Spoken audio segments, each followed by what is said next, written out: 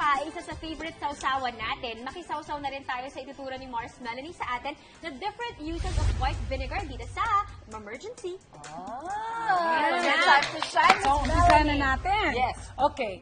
Kung meron kayong mga flowers na gusto niyo wag na mamamatay kagad, ang sikreto lang po, tubig, okay? Lagyan po natin ng asukal, which alam ng lahat. Pero ang hindi nila alam na nakakatulong po ang vinegar ng konti. So, ihahaluin natin yan. Tapos, syempre, puputulin po natin yung edge nito, yung dulo. Tapos ilalagay po natin ganyan. At ito pong bulaklak ninyo, kahit anong klaseng bulaklak ho, mag-i-stay po yan ng matagalan. Hindi lang. Oo, tapos po, ito na. Dito natin ilalagay ito, anak. Ayan. Dito, bigyan mo ako ng Ano po kailangan nyo? Gloves? Ayoko na mag-gloves, maarte yan. Anyway, ito. Anak, halika, pakibukas. I-assist ako ni Vivo. Suka. Si Sexy parang kasing edad ng anak ko yan, ang pangatlo kong panganay. Naidadaan po ninyo yan sa sa basahan, ganyan, mabasa.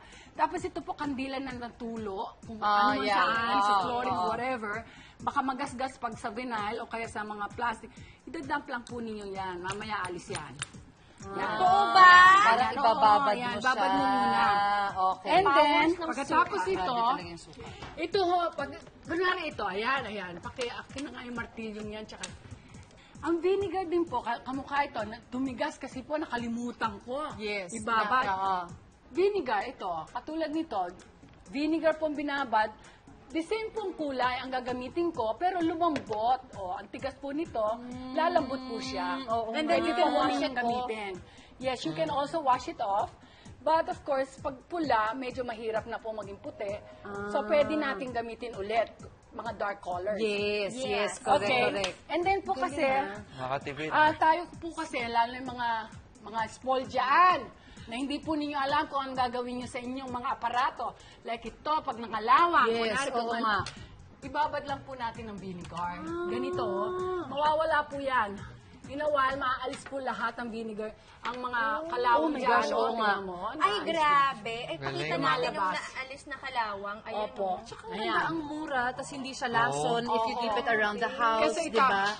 itapon. Grabe to! Grabe to!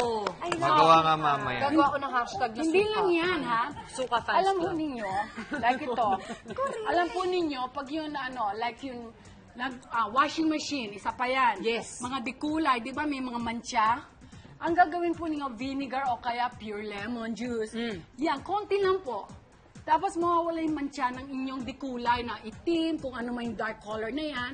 Sa washing machine, konti lang po mawawala po yan. Tapos, lalabas yung talagang kinang ng dikulay na So, damit ibig po sabihin, ninyo. bago kayo maglaba, pag nagyan mo ng konting-konting suka. Yes, yung stain na Oh, area. Yung stain ng konti lang. So, Kasi mga sinasabi mo, pwede Yes. siyang fabric softener. Correct. Sa And- last rinse cycle, you can add some di ba, vinegar. kapag pipitsugin ng mga, akala nila pipitsugin na baso, may mga baso kasi na nadadaya tayo.